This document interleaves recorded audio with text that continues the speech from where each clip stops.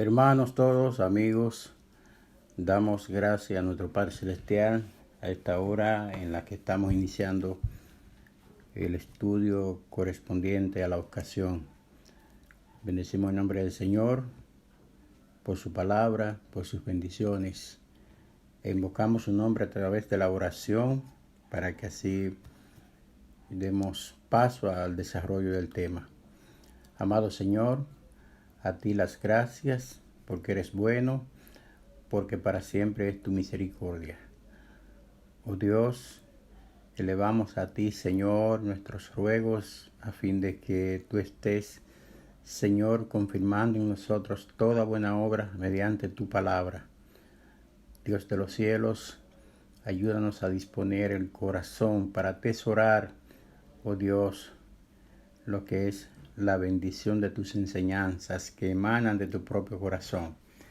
Señor, gracias por poder compartir, por poder oír, enseñar y aprender tu palabra, que es bendita por siempre.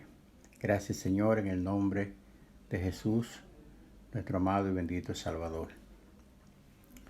Quiero, hermanos, llamarle su atención y con relación al estudio bíblico, a la cita que vamos a emplear para el fondo del estudio de hoy, que se encuentra en la carta de San Pablo a los Filipenses en su capítulo 3. De modo que ahí vamos a centrarnos en tomar en consideración algunos versos de los que componen esta carta.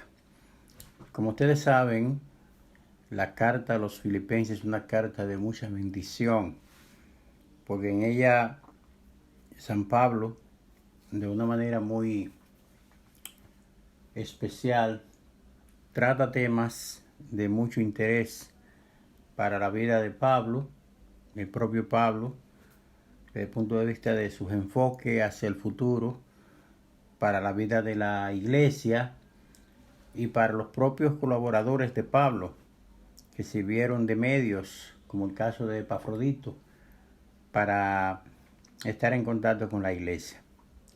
La iglesia de los Filipenses fue una iglesia de bendición, una iglesia bendecida y prosperada, que desarrollaron, manifestaron un profundo amor hacia el campo misionero, particularmente por la manera, la forma como apoyaron a Pablo.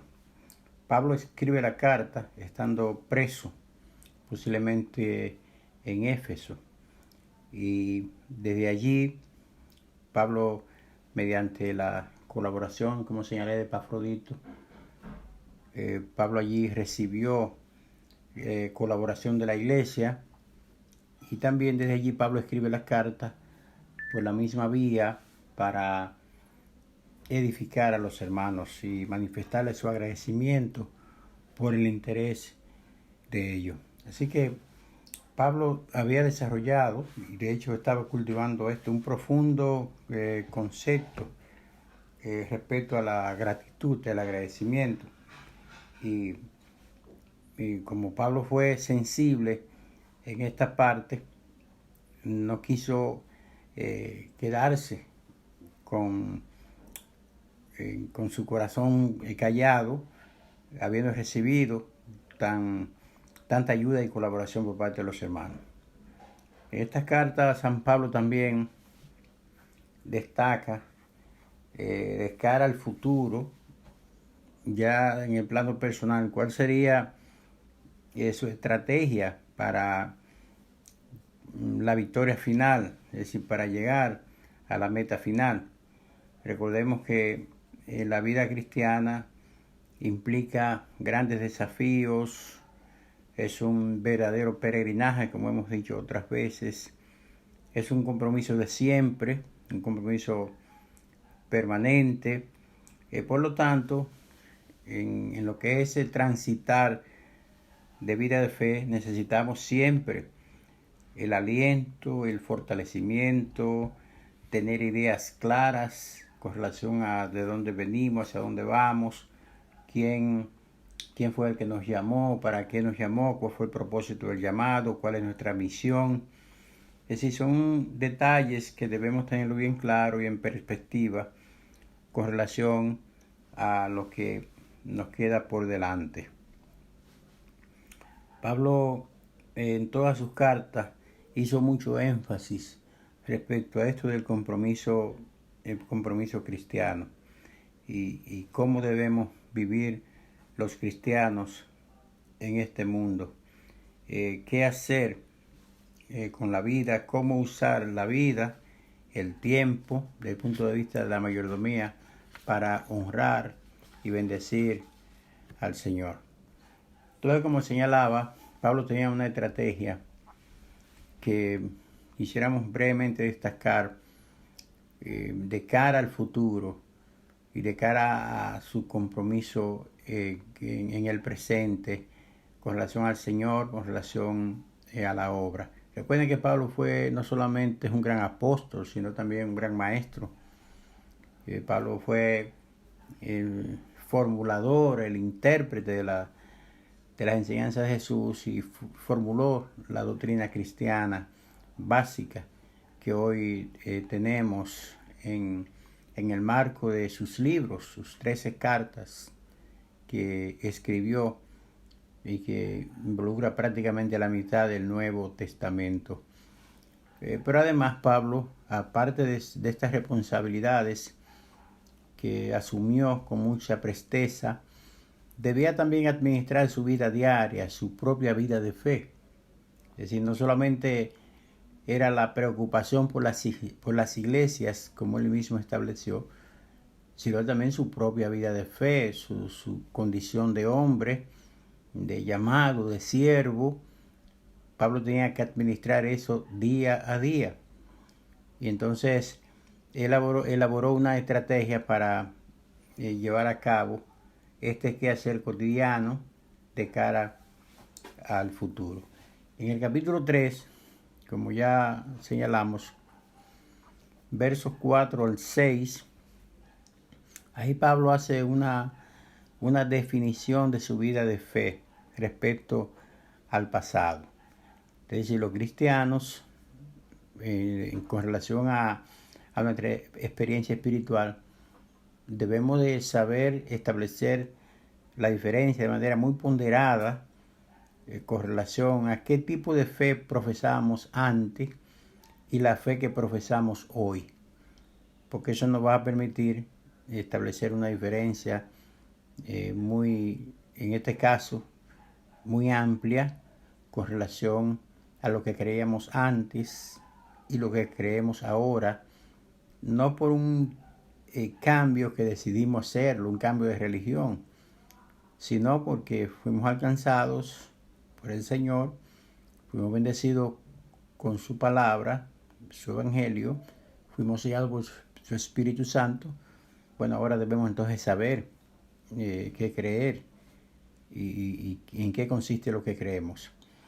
Entonces, en los versículos 4, versículo 6, Pablo dice lo siguiente: aunque yo tengo también de qué confiar en la carne, si alguno piensa que tiene de qué confiar en la carne, yo más. Circuncidado el 8º día, del linaje de Israel, de la tribu de Benjamín, hebreo de hebreos en cuanto a la ley, fariseo en cuanto a celo, perseguidor de la iglesia, en cuanto a la justicia que es en la ley, irreprensible. Es decir, Pablo aquí resalta y hace hincapié, llama la atención acerca de cuál era su trayectoria religiosa, es decir, su condición de judío, que implicaba, y el hecho de ser parte del judaísmo y de ser líder del judaísmo. Como ustedes recordarán, Pablo fue en su vida de Saulo perseguidor de la iglesia, porque en su error y en su manera de interpretar el judaísmo, él pensaba que todo aquello que implicara un cambio y un un enfoque diferente respecto al judaísmo, debía ser perseguido y los proponentes debían ser encarcelados y matados, como fue el caso, por ejemplo, de Esteban. Pues aquí Pablo resalta y dice, habla de su condición pasada. Recordemos la señal de la circuncisión, lo que representaba para un judío. La circuncisión implicaba su ingreso a la fe y eso le identificaba ya como judío, el portador de la promesa. Asimismo, Pablo, él tenía razones en su vida de judaizante, razones para confiar en la carne.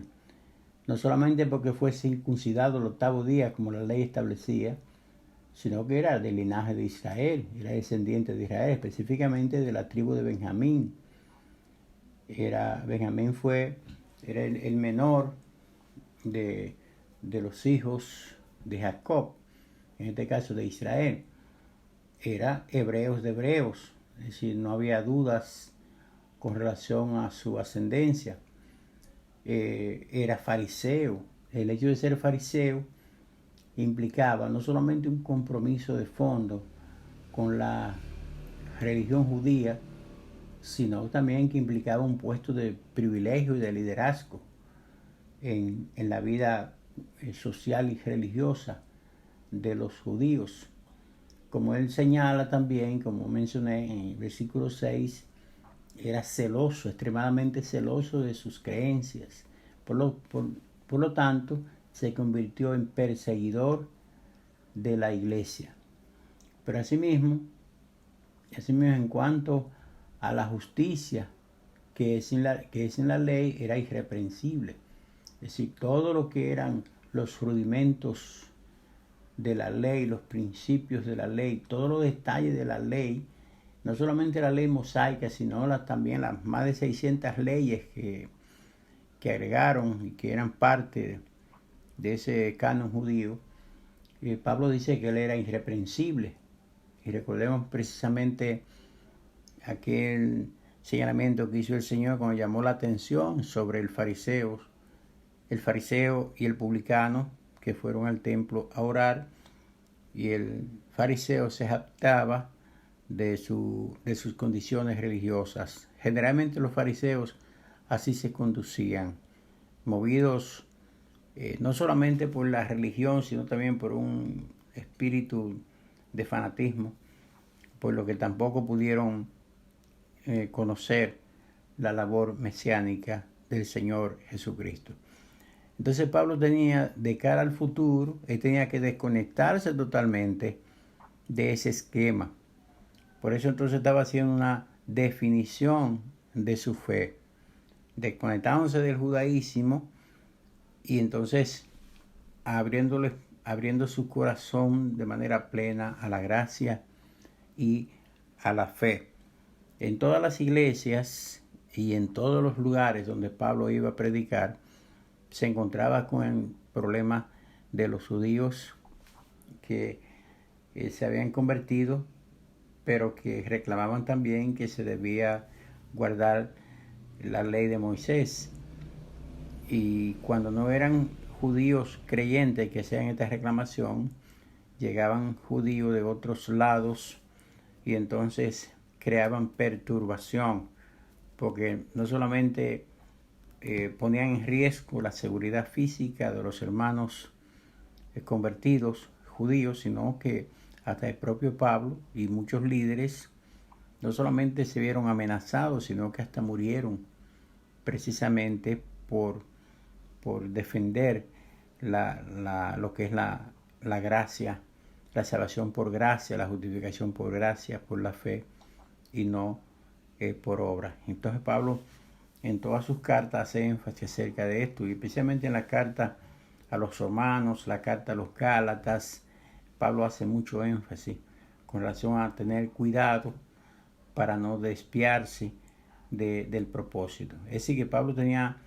tenía muy clara esta definición personal de cara al futuro. En los versículos 7 al 9, Pablo dice lo siguiente, en la misma carta a los Filipenses, capítulo 3. Dice, pero cuantas cosas eran para mi ganancia, las he estimado como pérdida por amor de Cristo. Y ciertamente, aún estimo todas las cosas como pérdida por la excelencia del conocimiento de Cristo Jesús, mi Señor, por amor del cual lo he perdido todo y lo tengo por basura para ganar a Cristo. Es decir que en esta expresión o enseñanza que Pablo establece en estos versículos, define claramente lo que era su visión de la gracia y de la fe, pero sobre todo su compromiso personal. Es una manera no solamente de enfatizar su compromiso respecto a la enseñanza de la sana doctrina, sino también parte de su vocación para continuar hacia adelante. De ahí entonces que Pablo enseñaba con una profunda esperanza y seguridad. De hecho, en la carta a los Romanos, en su capítulo 8, Pablo dice allí, versículo 37, recordemos que la carta a los Romanos, en el capítulo 8, es un capítulo de la vida en el Espíritu, para mí el capítulo de victoria.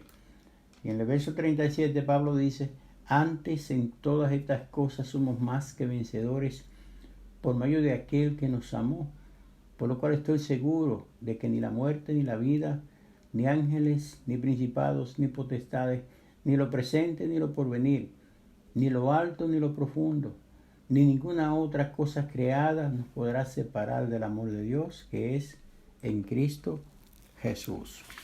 Así que así de robustecida y de sólida era la confianza de Pablo. Confianza esta basada en su convicción de fe. Por eso él podía entonces hablar de seguir adelante, de proseguir al blanco, porque estaba determinado, absolutamente determinado, inclusive a dar su vida, como de hecho ocurrió en defensa de su fe. Pero también Pablo no solamente tenía una definición muy personal de doctrina, de fe, de esperanza, con relación a su pasado religioso. Es decir, él podía gozarse plenamente con relación a la verdad absoluta que había conocido. Y entonces podía establecer con marcados detalles la diferencia entre su vida de fe basada en la gracia y lo que fue su anterior vida basada en la justicia fundamentada en las obras de la ley. En segundo lugar, también Pablo estableció la diferencia entre lo terrenal y lo celestial. En los versículos 7 y 8, Pablo dice, pero cuantas cosas eran para mí ganancia, las he estimado como pérdida por amor de Cristo. Es decir, Pablo era una persona fundamentalmente bastante formada. Pablo hablaba 3 o 4 idiomas, hablaba hebreo, su lengua natal, hablaba griego, que era el idioma oficial de la época, pero también hablaba latín y posiblemente una que otra lengua más. Es decir, que era un hombre con profunda formación. Que hoy aparezca alguien que hable 4, 5, 6 idiomas, eso no es raro, eso es común, pero en aquellos tiempos no. En aquellos tiempos, quien tenía ese tipo de formación era una persona altamente privilegiada. Pero además también era, como ya le señalé, fariseo. Y el fariseo, dada esa condición, tenía las puertas abiertas en toda la sociedad judía, e inclusive en algunos casos hasta en estamento del gobierno que encabezaban los romanos que gobernaban a Israel, aunque le habían concedido cierta libertad para ellos manejar sus asuntos internos religiosos, por ejemplo. Entonces, esta condición de Pablo era muy relevante, pero asimismo también Pablo era ciudadano romano, y el hecho de ser ciudadano romano, eso le daba también una condición muy privilegiada. En aquellos tiempos estamos hablando de que posiblemente había entre 80 o 90 millones de esclavos. Entonces un ciudadano romano tenía una serie de prerrogativas sumamente importantes. Implicaba un verdadero privilegio poseer la ciudadanía romana. Mucha gente que eran ricos a veces estaban dispuestos a dar grandes sumas de dinero para adquirir la ciudadanía por el privilegio que esto representaba. Pero además Pablo también fue formado por el maestro Gamaliel, una de las personas mejor preparadas de la época, y él fue el principal instructor que preparó y entrenó a Pablo en diferentes campos del saber. Es decir, Pablo era un hombre de una amplia cultura.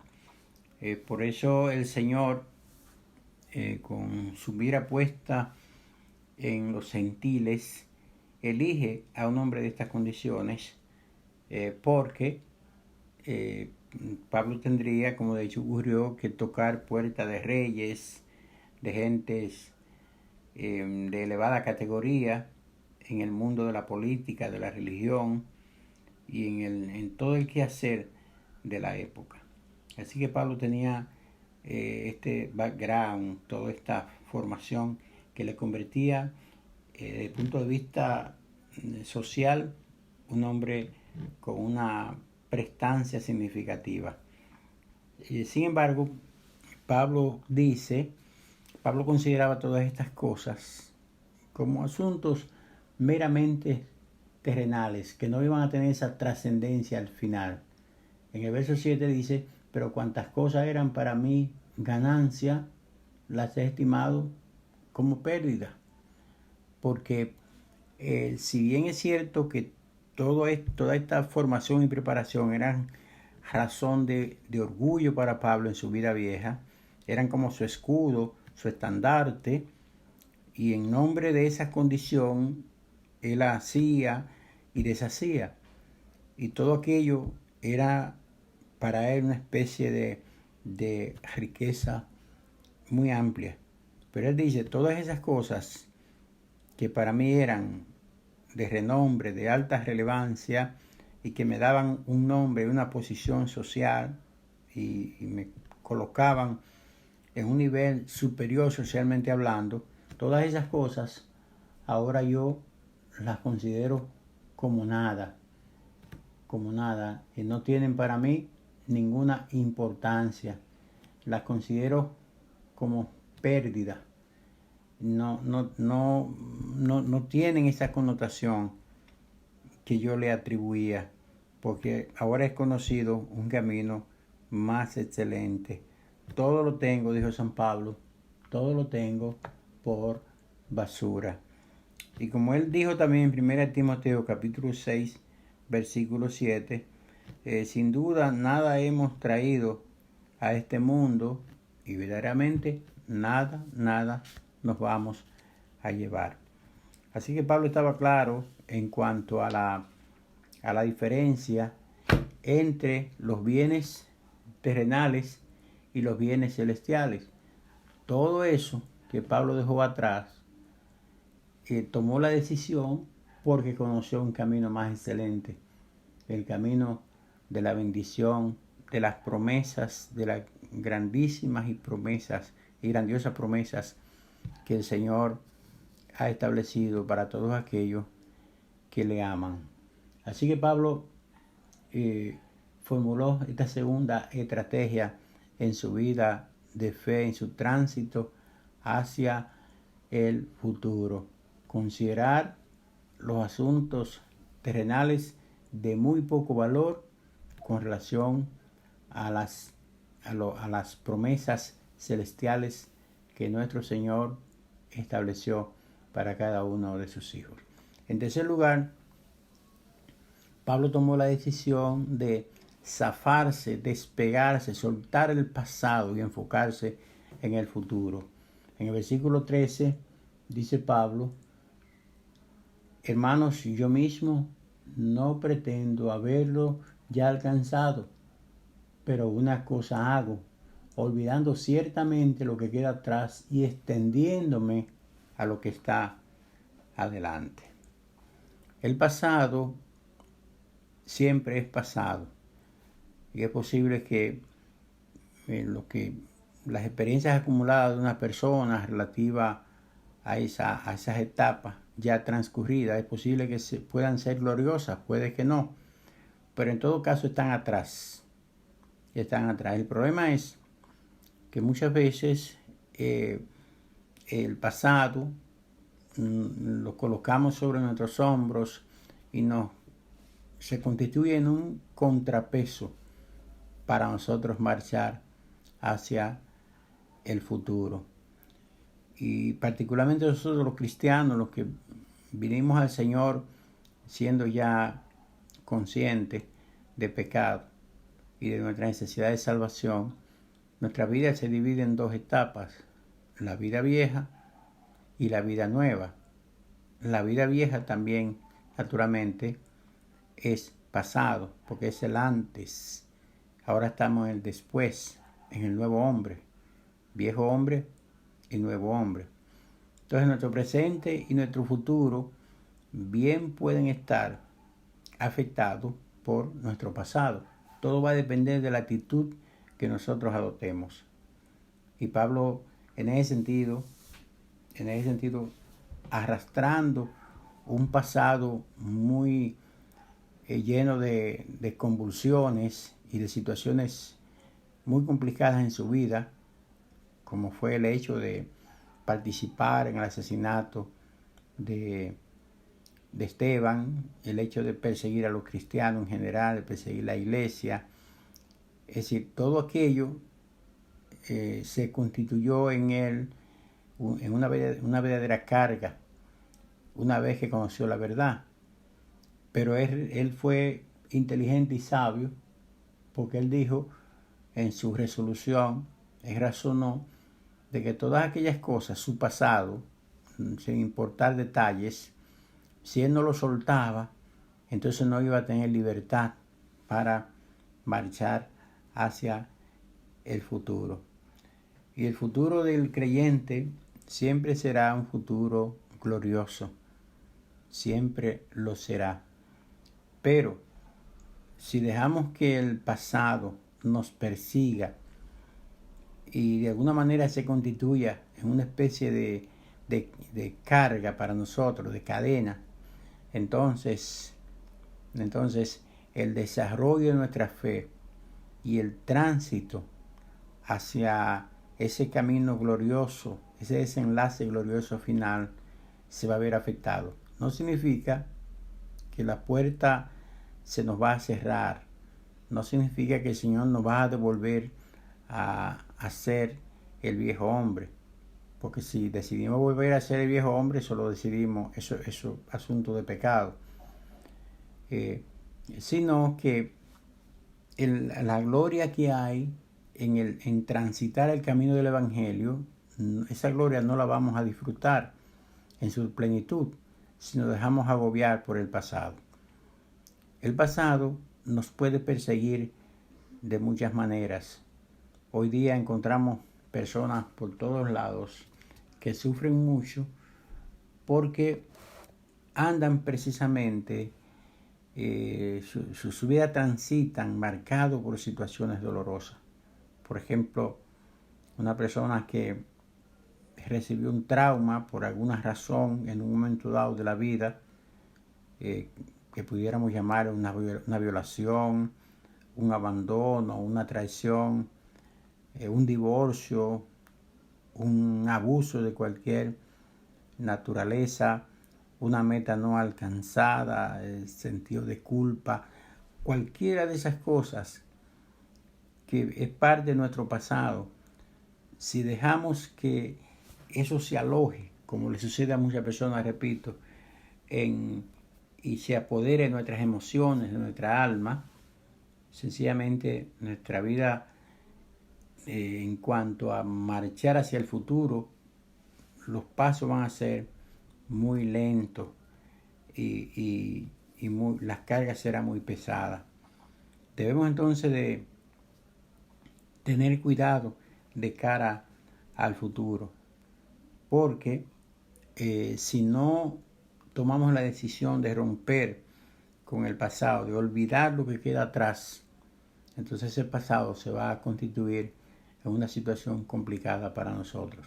Y Pablo dice de manera muy precisa, dice: una cosa hago, olvidando ciertamente lo que queda atrás y extendiéndome a lo que está adelante. Lo que queda atrás es pasado. No importa si es un pasado de lágrimas, de horror, de tristeza, de pobreza, de hambre, de vicios, de situaciones horribles, o no importa si es un pasado de gloria. El pasado es pasado. Hay personas también que en el presente sufren mucho porque en el pasado tuvieron muchas oportunidades y no las aprovecharon, en materia económica, por ejemplo, y no las aprovecharon. Y entonces el presente lo transitan de paso hacia el futuro, se extienden hacia el futuro con todas esas preocupaciones y cargas, porque sencillamente la vida le dio oportunidades, o el Señor le dio oportunidades y no las supieron aprovechar. Entonces, en cualquier caso, cualquier asunto que arrastremos del pasado va a ser un estorbo para el desarrollo de nuestra vida de fe. Por eso debemos olvidar, y Pablo así nos lo aconseja, y fue su decisión, olvidando ciertamente lo que queda atrás y extendiéndome a lo que está adelante, porque el futuro está adelante, la gloria está adelante, de modo que hacia allá debemos marchar.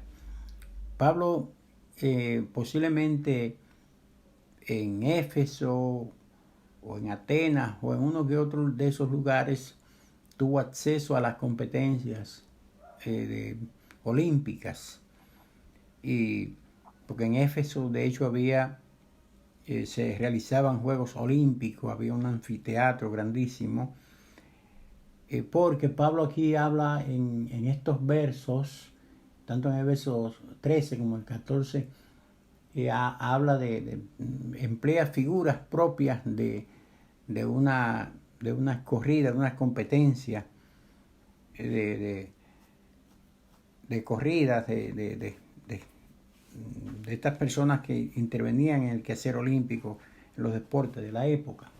Él dice: prosigo a la meta, al premio del supremo llamamiento de Dios en Cristo Jesús. Es decir, el competidor, como en cualquier carrera, en cualquier época, que tiene que alcanzar una meta final de 800 metros, de 1000 metros, 400 metros, de lo que sea, ese competidor, desde que despega de su punto de partida, su mente está puesta en la meta. Y los griegos, en sus competencias, generalmente se colocaban cosas sobre su cuerpo a ver qué tanto podían soportar en su tránsito hacia la meta.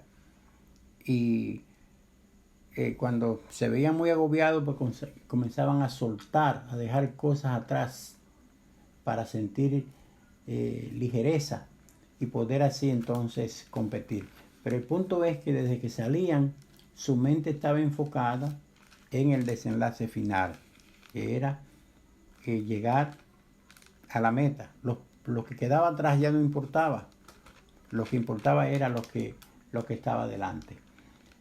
Y en la carta a los Hebreos, capítulo 12, el escritor nos dice así: por tanto, nosotros también, teniendo en derredor nuestro tan grande nube de testigos, despojémonos de todo peso de pecado que nos asedia y corramos con paciencia la carrera que tenemos por delante.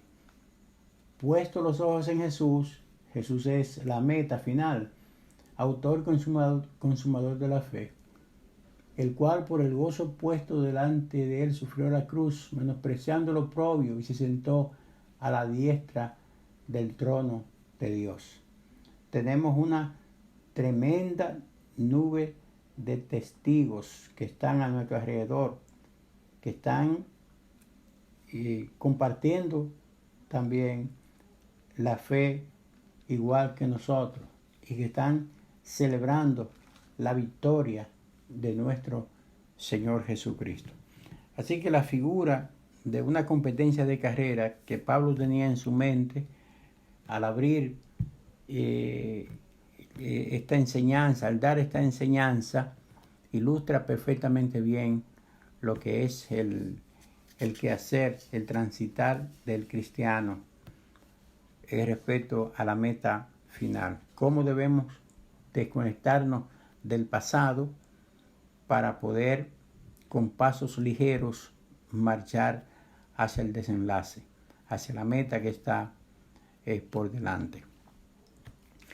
Aconseja el escritor de los Hebreos, que algunos piensan que fue Pablo, otros piensan que no, pero en todo caso, el lenguaje del capítulo 12, la introducción, expresa lo que acabamos de señalar. Y dice también el mismo verso de Hebreos 12, despojémonos de todo peso y corramos con paciencia la carrera que tenemos por delante. Es decir, debemos de marchar hacia adelante con firmeza, despojándonos de todas aquellas cosas que nos estorban, que sirven de estorbo, entiéndase, pecados, situaciones propias de nuestras vidas, traumas, como señalé ahorita, eventos de la vida pasada que nos martirizan y nos persiguen. Dice, despojémonos de todo eso y corramos con visión y con paciencia la carrera que tenemos por delante. Así que Pablo nos enseña claramente qué tipo de determinación debemos de adoptar en este sentido. Y finalmente, Pablo en su determinación establece que él estaba buscando el premio del supremo llamamiento.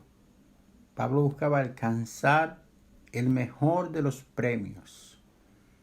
Estaba comprometido en cuanto a completar su labor terrenal, llegar a la meta sin mácula y llegar a la meta con el trofeo en sus manos, con la antorcha en sus manos.